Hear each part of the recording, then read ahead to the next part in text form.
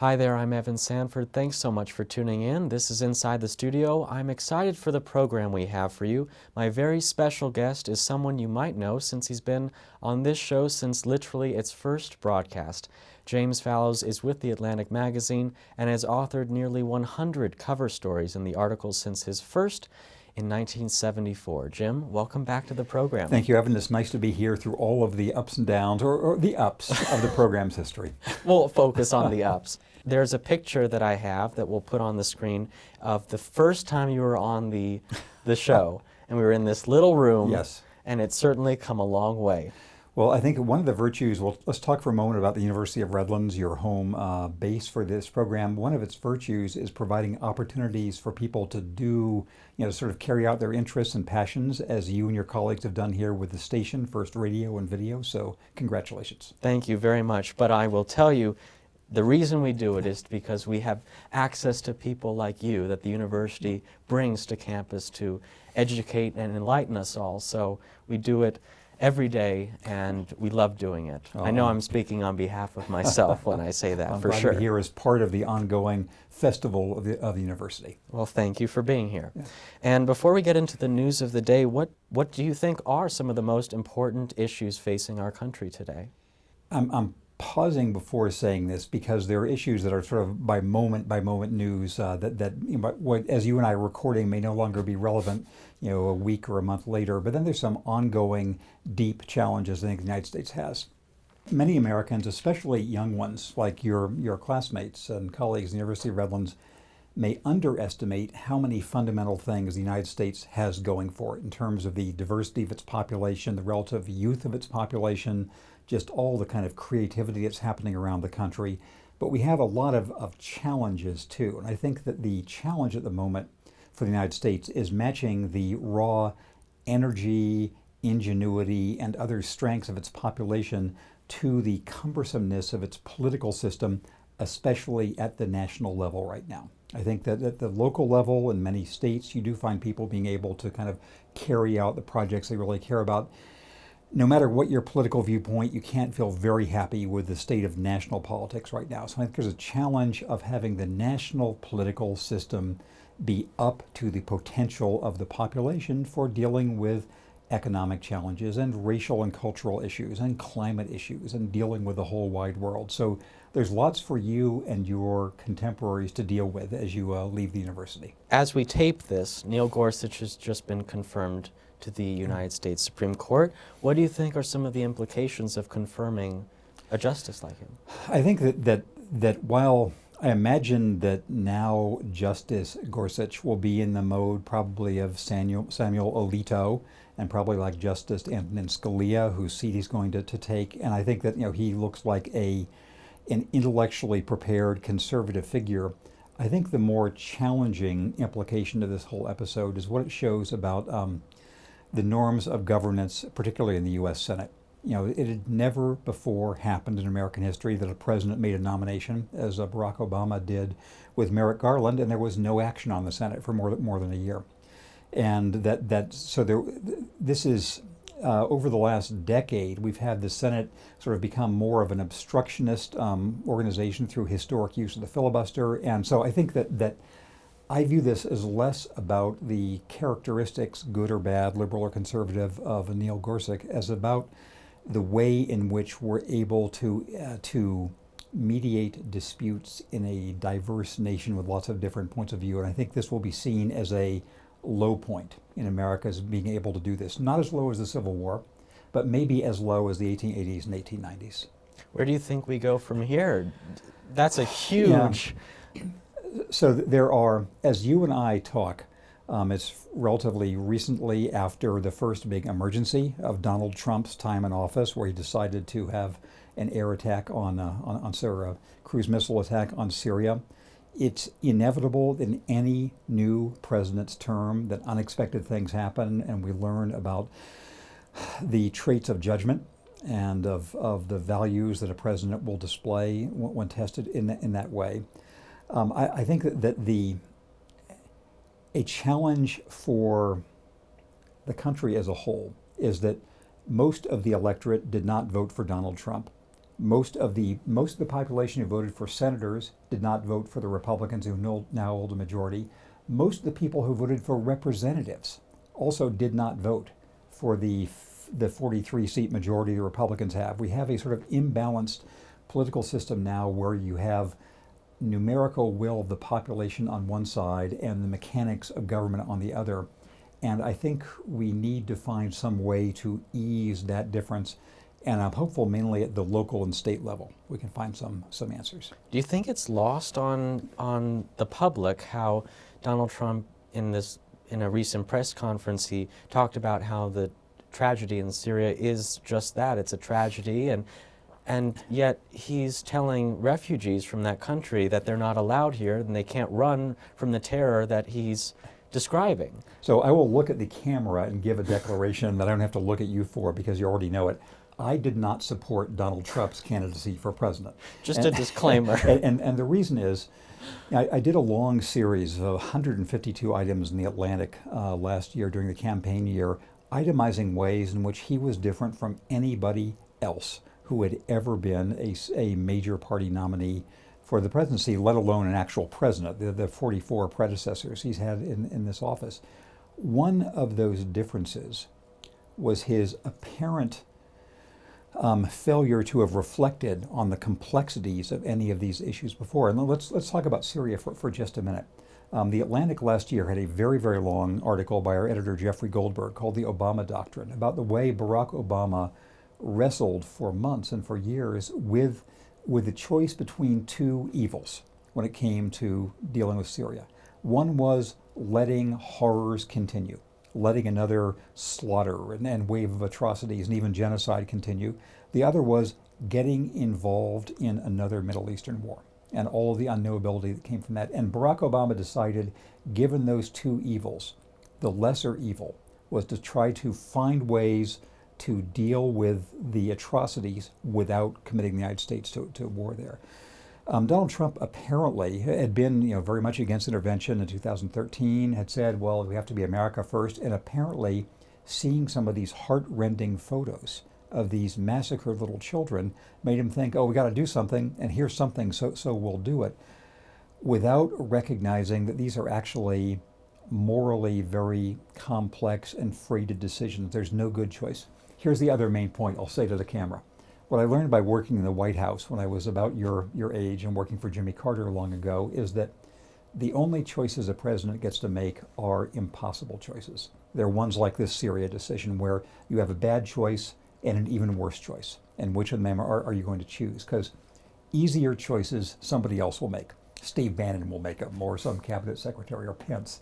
So maybe, I don't know whether Donald Trump is capable, and I say this in a sort of a medical sense, whether he's capable of recognizing the depth and complexity of these issues, but he's being introduced to them now.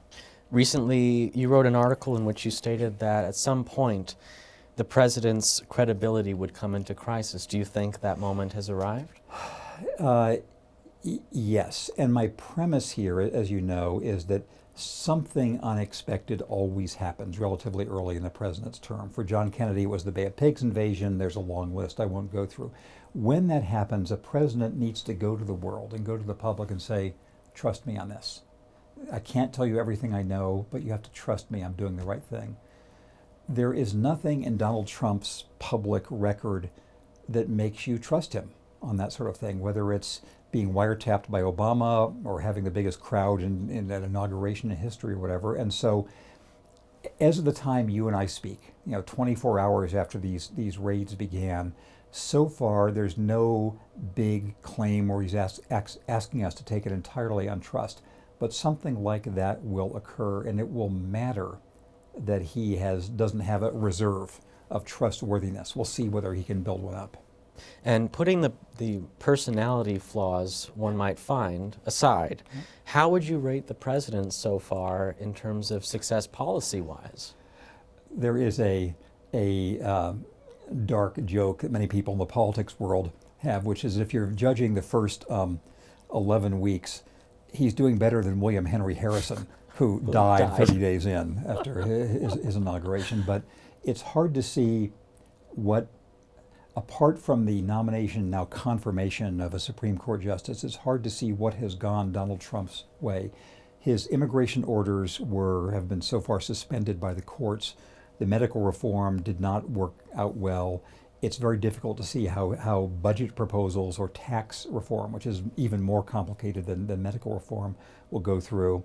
There's a lot of things he's been able to do with a stroke of his famous pen and by appointment to change the direction of policies in the environmental world and many others. But I think that it's, I don't think that even he would judge this as a really powerful start to an administration. You know, setting aside whether one agrees or not, I don't agree with most of his policies. I think even his supporters would feel a little frustrated with how things have gone. What could he do to improve? So if you're the record of presidents who have, every president is surprised by how hard the job is. And so the ones who do better are humble enough to recognize what they don't know and how they need to include other people. Bill Clinton, who obviously was a two-term president, even though he survived an impeachment try, he had big legislative failures in his first year and a half, but he tried to sort of reposition himself, deal with Republicans. I think if Donald Trump were able somehow in his cast of mind as a 70-year-old man to say, I need to think about things differently, I need to read, I need to have experienced people around me, and if he was able to say, I need to include the Democrats, I need to include people who didn't vote for me. He said those things on election night, and he said them in some parts of his State of the Union address. So if he could do those things which make him more normal, I think he would be more normally successful. We're not in the business of promoting books, but I just think it's really interesting. But it's entitled The Gatekeepers, How the White House Chiefs of Staff Define Every Presidency. Do you think that Reince Priebus, President Trump's chief of staff, is doing a good job? I will bet you that he will not be in that job a year from now, nor will Steve Bannon, I would guess, because it is a very difficult friction point where, again, the people who have chiefs of staffs, their success in the job is pretty directly proportional to whether the president understands and wants to be helped in that way, whether they recognize that a president's time is extremely precious. I think that Donald Trump has not fully internalized that yet with some of his time use choices. But if a president can recognize what he or ultimately she needs from a chief of staff in terms of information flow, of being able to make his wishes known to the entire administration, of being able to correct the president's excesses, save him from himself. It's not clear to me that Donald Trump has empowered Reince Priebus to do those things, and one can hope for the nation's sake that this improves. Well, now this is a challenge. We have Yeah. about a minute, but in terms of the 2016 election, where, if at all, do you feel that the Clinton campaign went wrong? And do you think she should run again? Keep in mind, about a minute left. Yeah, I hope she does not run again. I think the Democratic Party in the country could use the next election. I don't see how she could stand it. In terms of her, looking back, a million things happened. It was like the 2000 election of Bush v. Gore, where that if James Comey had not had his statement, if she'd gone to Wisconsin more often, if she hadn't given those Goldman Sachs speeches, and probably if she hadn't run at all. I mean, so this is an occasion for another show and another season, but it's a million answers to that question. Sounds just fine. We'll be right back with more Inside the Studio right after this. Stay tuned.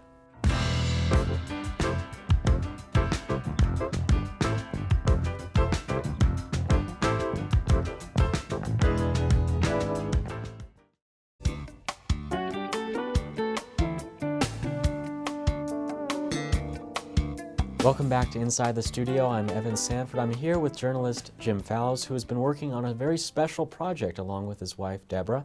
And in fact, this is a project you've been working on for a while, hasn't it? How's it going? So we're here in Redlands at the university in a house we're renting for a couple of months, finishing up the writing on this book, and also as a way to get out of Washington, D.C., where we normally live. And this has been, we feel as if we have an important political message for the country, and especially the next generation, which I will summarize very crisply this way.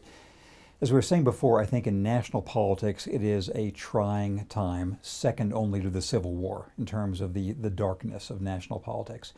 But at the civic level and the state level and lots of regions around the country, it's a time of incredible reinvention and reinvigoration and prospects for a new wave of reform like that followed the original Gilded Age back in the 1880s or 1890s. So we're writing about how that might look. And we've spent time here in Redlands and in San Bernardino and Fresno and in Mississippi and South Dakota and all over the place, essentially saying the view you have of out there as a seething cauldron of failure and hatred and resentment is actually not the way most people in the country are thinking about their communities. And there's the potential for another era of improvement and reinvention. You're on the verge of a very big move. I missed the cue in your question, sorry. No problem. You're on the verge of a very big move to London. What are you going to be doing there? Yes, so after we finish this book and after we do some Atlantic stuff in the summer, we're going to move to London in August to open up the Atlantic's first international bureau. You know, I and many other people have reported for the magazine from around the world, but we're going to have an actual news operation in Europe. And so I'm going to be running an office in London. We'll have correspondents across the continent, as we say. We'll have an events business in England, and for a couple of years, we'll be based there. And Deb and I originally got married in England many years ago, so it'll be another kind of homecoming, sort of like our homecoming in Redlands now. What are you most excited for in London? I think in a negative way, I'm excited not to be in Washington. In a positive way, you know, this is a time of real change and pressure for Europe, too, in a way that it hasn't been the case for most of my lifetime, or at least let's say all of your lifetime, since the end of the Cold War and the dissolution of the Soviet Union, where the fissures within the European Union, the separation of the UK from the rest of Europe, what to do about refugees, what to make sense of with Russia, what's happening with Russia now.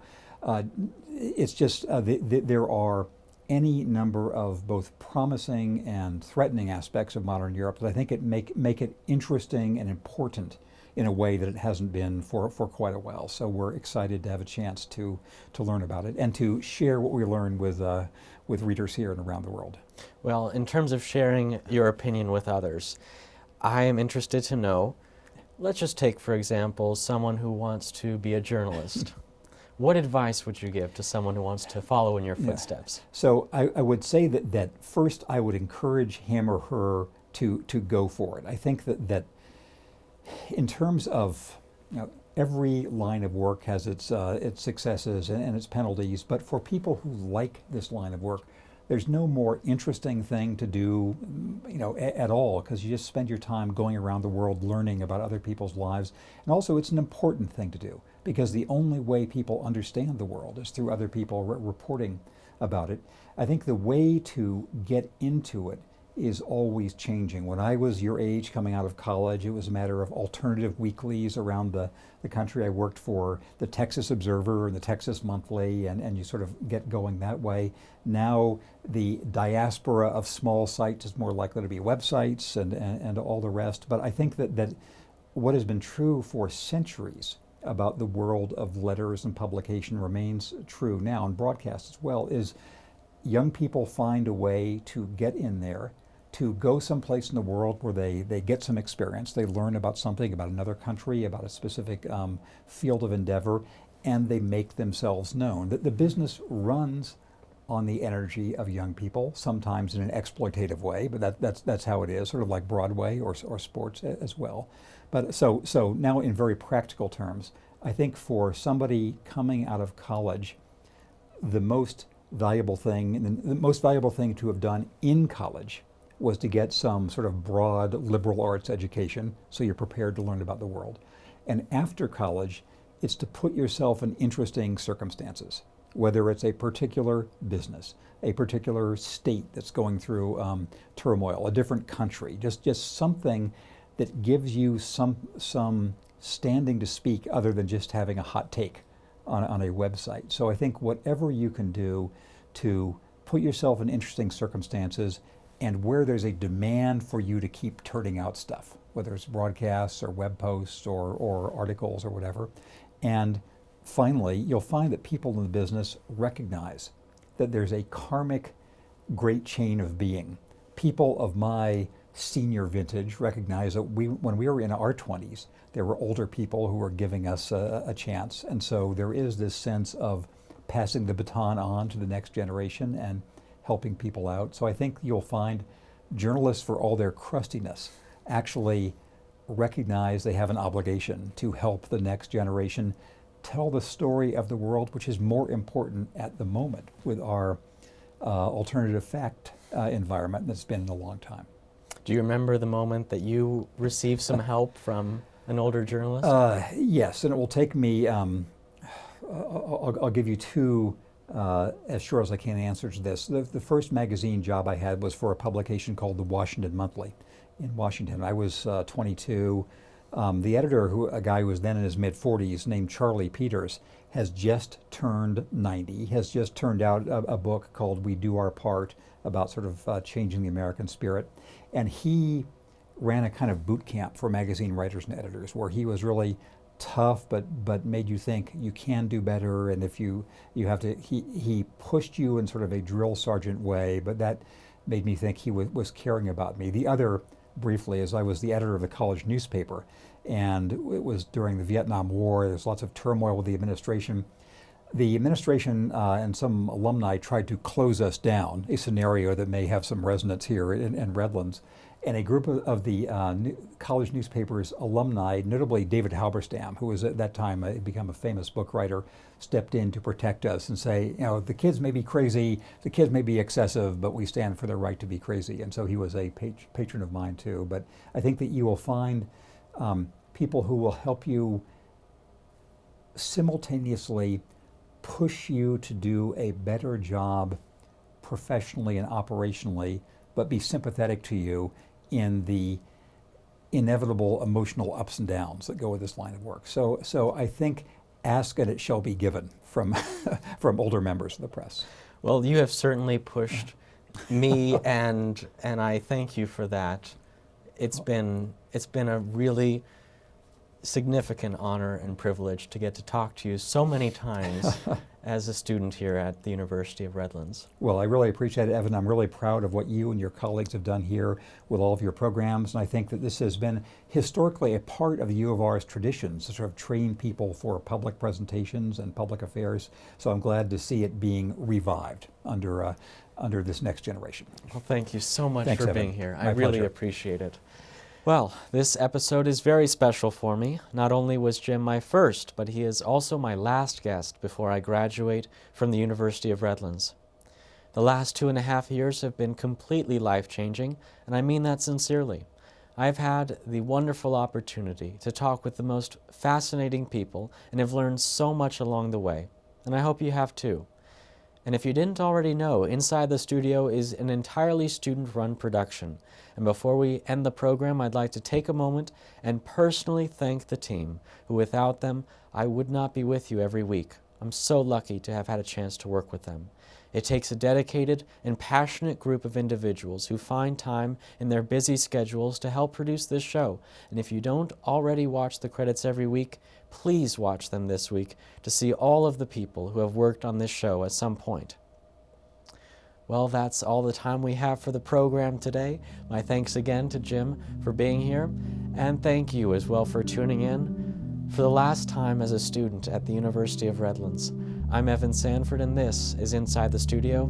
I hope to see you soon.